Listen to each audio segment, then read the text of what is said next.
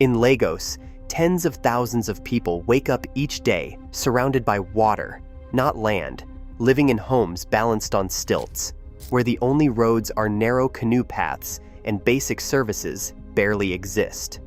Here, families build their lives above a polluted lagoon, forced off dry land by poverty and urban pressure. But how do they survive, raise their children, and maintain hope in a place most cities refuse to recognize? The answers reshape everything you know about home and reveal what life in a floating slum truly means. Makoko stretches along the edge of Lagos Lagoon, just beyond the bustle of the city's mainland. Here, the land dissolves into water, and the boundary between shore and lagoon is marked only by a maze of wooden homes balanced on stilts. The settlement is not a single village, but a patchwork of four built directly over the water: Adogbo, Migbewe, Oko Agbon, and Yanshiwe, and two more, Apollo and Bayeku, on the swampy land nearby. About a third of Makoko's homes rise above the water, while the rest cluster on reclaimed earth, forming a dense, shifting border between city and lagoon. Makoko's origins trace back to the 19th century, when fishing families from Badagry and the Benin Republic arrived by canoe, searching for better access to the lagoon's rich fish stocks. Most were Igun, a group whose language blends French and Yoruba, but over time, Ilaje and Awari migrants joined, drawn by the same promise of livelihood on the water. The first homes were simple huts on the shore, but as Lagos swelled and land grew scarce, new arrivals found only water left to claim. Building out over the lagoon became a necessity, not a choice. Ownership here does not follow city law. Instead, chiefs, descendants of the original settlers, act as custodians of space. Newcomers approach them with a small fee and a bottle of gin, receiving informal rights to build a home. There are no official deeds, only recognition within the community, and a handshake or prayer to seal the arrangement. This system, passed down through generations, shapes how Makoko grows and endures, even as the city around it changes beyond recognition. Timber poles, cut from local sawmills, are driven by hand into the lagoon's muddy floor. In Makoko, the distance between each stilt, usually about 1 to 1.5 meters, depends on what a family can afford and how many hands are available to help. There are no blueprints or building codes. Instead, construction is guided by memory, experience, and the advice of neighbors who have seen storms and high tides pass through before. Planks and boards, sometimes salvaged from old buildings or shipping pallets, are nailed across the stilts to form the floors. Walls are patched together from plywood, bamboo, or whatever can be found at the scrap market. For extra stability, some households add empty plastic barrels beneath their platforms, giving the homes a little more buoyancy when the water rises. Roofs are made from corrugated metal sheets, often rusted or mismatched, and patched with tarps or plastic when leaks appear. Inside, rooms are divided by thin boards or curtains. Cooking is done over open fires or simple stoves, with smoke drifting out through gaps in the walls and roof. Children sleep on mats rolled out each night, while parents keep a careful watch for signs of rot or shifting stilts beneath them. Repairs are constant. Loose nails are hammered back, broken boards are replaced, and new stilts are driven in when the old ones begin to lean. Life in these homes is shaped by the water. Laundry is washed and hung to dry above the lagoon. Dishes are rinsed with buckets pulled from below. Outside, narrow walkways connect clusters of houses, leading to floating markets where women sell vegetables, smoked fish, and cooking oil from canoes. In Makoko, the act of building and rebuilding is as routine as preparing a meal. Each household adapts, using whatever materials are at hand to keep their home above water for another season. Water in Makoko is everywhere, but safe drinking water is hard to find.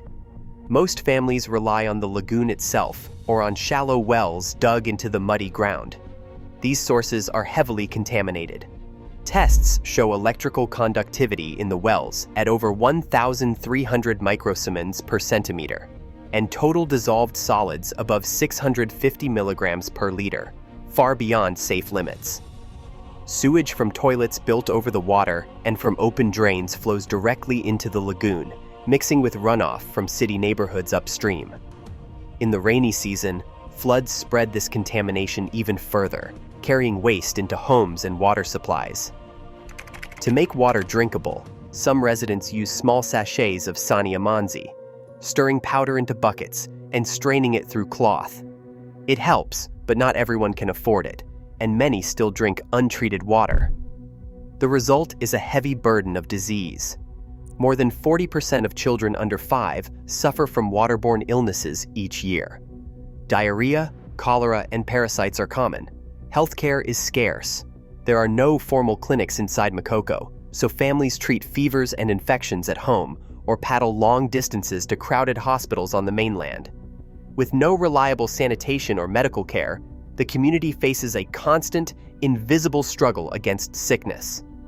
Every day, people work together to share what they have and care for the sick, but the toll is unrelenting. Rain falls hard and fast in Makoko, sometimes for days without pause. When storms sweep in from the Atlantic, the lagoon rises, swallowing walkways and pushing water through the cracks in every floorboard. During one unbroken stretch of rain, homes teetered as floodwater climbed higher, soaking mats and supplies. In the darkness, families gathered what they could onto dry platforms, while neighbors called across the water for help. Canoes became lifelines, paddled by anyone able, ferrying children, the elderly, and bundles of food to the highest points still above water. With each hour, more houses leaned or slipped from their stilts, forcing families to abandon rooms and crowd together wherever the boards held firm. Improvised rescue efforts took over the maze of flooded alleys. Young men lashed planks into makeshift bridges. Women passed buckets to bail out water, while elders kept watch for signs of collapse. The storm's winds knocked over cooking pots and scattered embers, and in the confusion, a tipped kerosene lamp set a kitchen alight. Flames jumped quickly across dry wood, and shouts echoed as neighbors formed a human chain, splashing water from the lagoon to beat back the fire. By the time the rain eased, dozens of families had lost their homes, and the smell of smoke lingered over the water. In Makoko, survival depends on quick thinking and the willingness of strangers to become rescuers in the night, risking their own safety to keep disaster from spreading. Emeka starts his day before sunrise, pushing his canoe into the lagoon's dark water. Like many in Makoko, he earns a living by ferrying neighbors, school children, market women, and fishermen across the tangled waterways. Some days he brings home 500 naira, just enough for a meal and for repairs. On luckier days, a full boat or a generous passenger might mean 2,000 naira. But the work is never steady. Rain, illness, or a broken paddle can erase a day's income in an instant. Emeka dreams of saving for mechanic training, but most weeks, every naira goes toward food, fuel, and keeping his family's stilt home above water. In Makoko, survival is a calculation repeated each morning, shaped by tides, weather, and the hope that tomorrow's work will be enough. On the water, education takes an inventive form. Years ago, a group of architects and local builders created a floating school. It rests on a drum pontoon base, framed with timber from nearby sawmills. The structure rises above the tides, offering children a dry place to learn when streets and walkways disappear underwater. For many families, this school meant hope, a chance for children to read and write without leaving Makoko. Yet daily attendance is never guaranteed.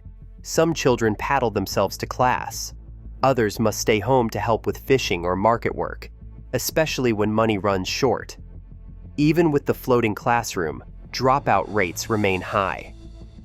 Still, the sight of students gathering on a platform in the middle of the lagoon stands as a quiet answer to the barriers that surround them. In July 2012, police boats arrived at dawn, enforcing a demolition order that gave residents just 72 hours to leave their homes. Bulldozers moved through the stilted maze, tearing down more than 200 houses in a single day. By dusk, canoes crowded with families and salvaged belongings drifted across the lagoon. The eviction left 3,000 people without shelter, forced to sleep on the water or in makeshift camps. Lagos, now a city of over 21 million, had become a battleground between rapid urban expansion and those living at its margins. For Makoko's residents, the eviction was not only about lost homes, but about the right to remain in a city that is growing faster than almost any other in the world. Makoko's floating homes exist because Lagos, like many fast-growing cities, cannot meet the basic housing needs of its people. As urban populations surge, the risk is not just more slums, it is a world where adaptation replaces justice. The future of our cities is being decided on water right now.